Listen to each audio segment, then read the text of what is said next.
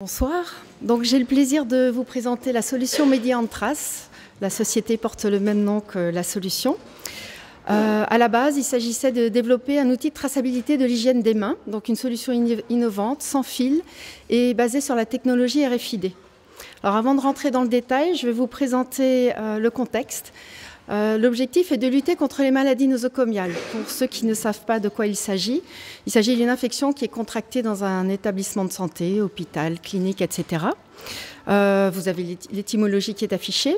Une autre terminologie courante, c'est l'infection associée aux soins. Alors, le cas de figure le plus connu, c'est celui de Guillaume Depardieu qui a contracté 2 maladies nosocomiales et qui en est mort.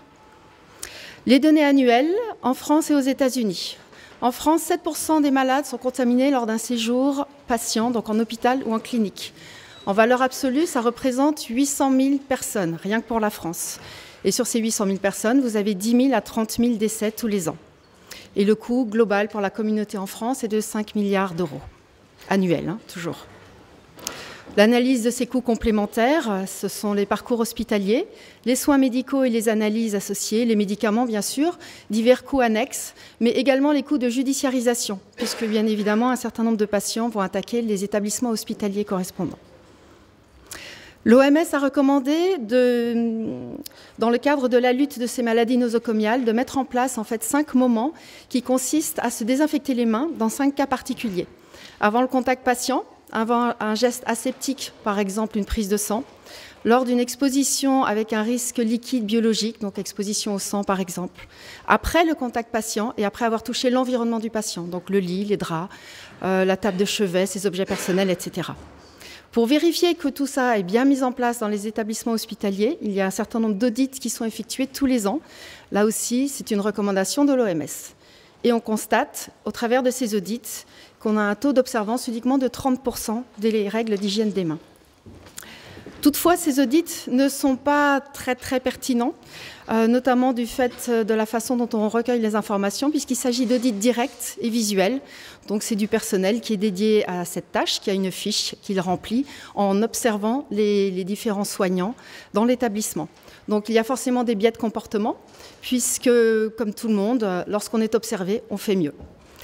C'est ponctuel, alors qu'on souhaiterait avoir des audits continus, et il y a peu d'audits finalement dans l'établissement pour avoir un réel retour efficace. En plus, ça coûte très cher, puisque par fiche, il faut compter à peu près 40 €, et que par an, globalement, on estime le coût de ces audits à 4 millions d'euros pour tous les établissements en France.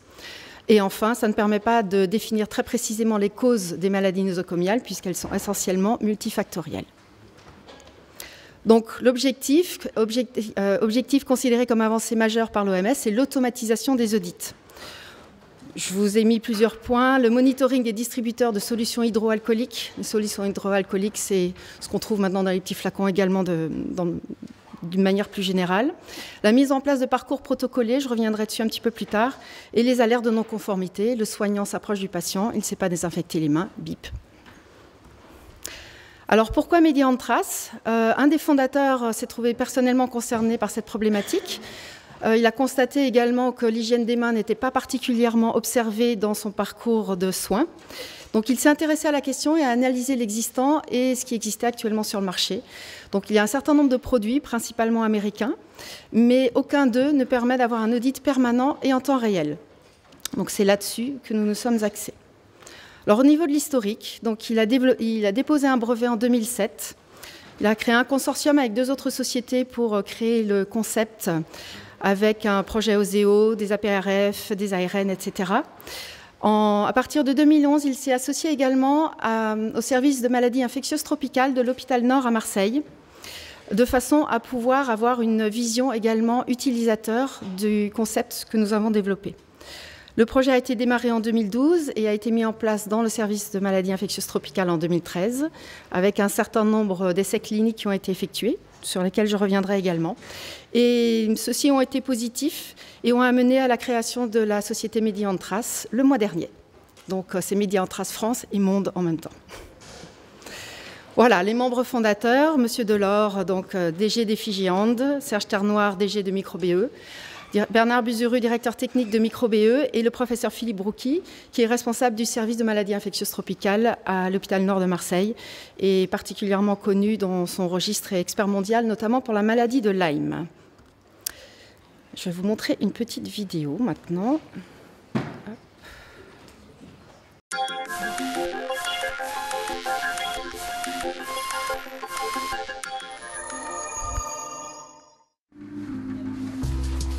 Dans tous les hôpitaux, le personnel soignant doit se désinfecter les mains avec une solution hydroalcoolique avant de toucher un patient. Mais parfois on oublie, c'est humain. Au service des maladies infectieuses et tropicales de l'hôpital Nord de Marseille, on a donc trouvé la solution. Chaque membre du personnel soignant est équipé d'une puce dissimulée dans ses chaussures. Grâce à des détecteurs placés devant les chambres des patients, il devient alors facile de savoir si l'infirmier ou le médecin s'est bien lavé les mains avant d'entrer. Ici, je suis à l'emplacement d'une antenne que l'on ne voit pas parce qu'elle est insérée dans le sol et qui permet de détecter mes sabots, dans lequel ici il y a une puce, d'accord, qui est bien entendu nominative puisque ce sont mes sabots. Et donc le système sait que je suis sur cette antenne. Et donc quand je vais prendre ici une solution alcoolisée, ça envoie une impulsion au même système et donc on sait que j'ai pris de l'alcool. Voilà. Là, il y a un deuxième appareil parce que si on veut respecter les 5 moments de l'OMS, il faut se désinfecter les mains avant de toucher le patient, c'est-à-dire avant de rentrer dans cette zone ici qui est marquée par ce deuxième tapis, qui est en fait la zone, entre guillemets, sécurité, qui permet de dire, quand je passe sur ce tapis-là, je dois avoir les mains propres. Quand le service a mis ce système en place en 2013, seulement un soignant sur 5 se lavait les mains avant d'entrer en contact avec un malade. Un comble pour un service des maladies infectieuses. D'après le professeur Broucky, ce serait désormais moitié-moitié. Une amélioration qui reste insuffisante quand on sait qu'en France, un patient sur 20 est touché par une maladie nosocomiale lors d'un séjour à l'hôpital. On a mis en place un système de SMS qui est envoyé au personnel volontaire. Donc, les gens ont donné leur numéro de téléphone. Et donc, on a un SMS qui est envoyé tous les 15 jours à 2 groupes différents en termes de rotation et qui nous donne notre taux de lavage des mains. Pas le taux exact, mais il nous dit si on s'est amélioré, si on ne s'est pas amélioré ou si au contraire on a diminué. C'est une entreprise française qui a développé ce système. Il a fallu travailler sur de nombreux prototypes avant d'en arriver à cette chaussure un peu spéciale. Il est rigide, on ne peut pas le casser, il est inclus dans le sabot. Aujourd'hui, ce que l'on fait, c'est qu'on entaille effectivement le sabot, on introduit le tag dans la chaussure et on rebouche avec de la colle qui résiste effectivement au lavage des sabots. Hein. Pourquoi les sabots? Parce que c'est le seul objet qui est individuel au personnel médical.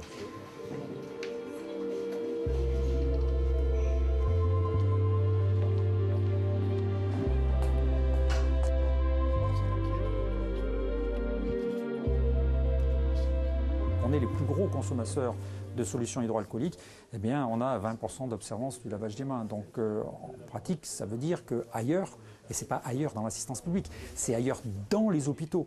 Et ce n'est pas ailleurs dans les hôpitaux en France, c'est ailleurs dans les hôpitaux du monde. En pratique, on ne se lave pas les mains, on ne se désinfecte pas correctement les mains. Et c'est probablement la cause essentielle qui fait qu'on n'arrive pas à lutter contre les infections nosocomiales. Plus de rigueur, voilà ce que souhaite le professeur Philippe Broucky. Une rigueur qui pourrait sauver des vies. Chaque année en France, près de 10 000 patients meurent à cause d'une infection nosocomiale. Ça vaut le coup de changer de chaussures.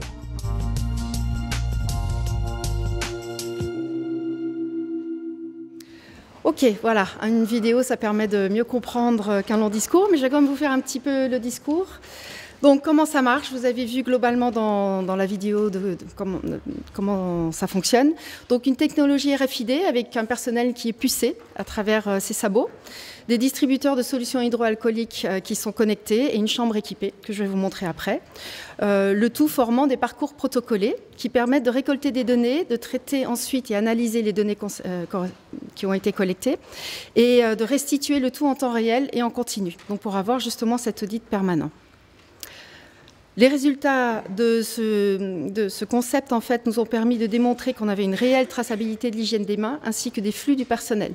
C'est-à-dire qu'on a, comme Isabelle, trouvé des applications, on va dire, annexes à ce concept. Je vais revenir dessus également.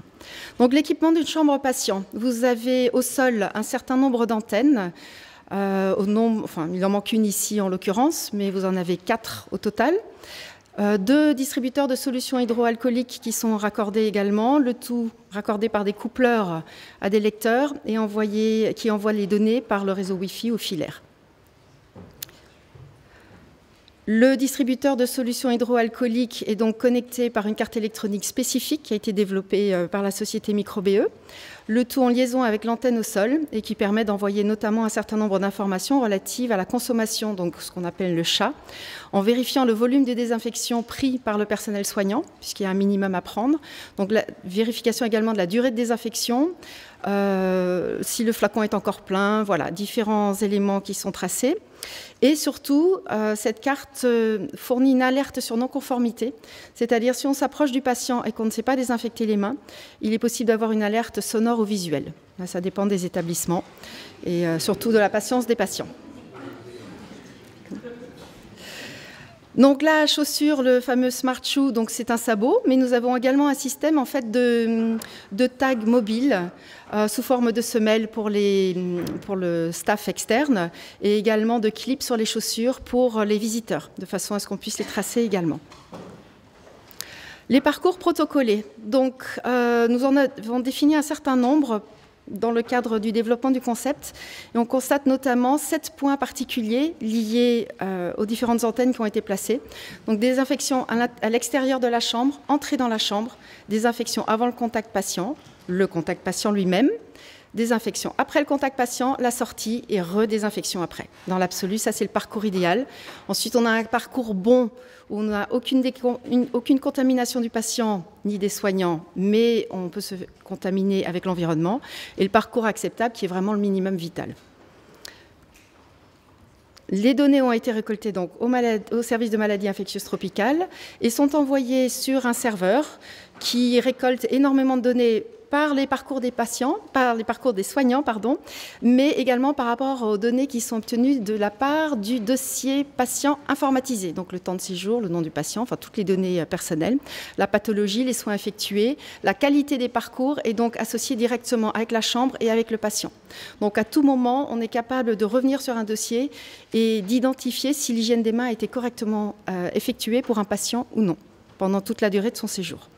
Donc, avec un certain nombre de paramétrages, de traitements de données divers et variés, on peut en sortir énormément d'indicateurs. Et pour vous donner une petite idée, en 2 ans, on a récolté déjà plus de 20 millions de données, rien que dans ce service-là. Donc, je peux vous dire qu'on cogite pas mal sur toutes les informations qu'on peut en ressortir. C'est un vrai logiciel expert qui n'a pas encore montré tout ce qu'il peut faire.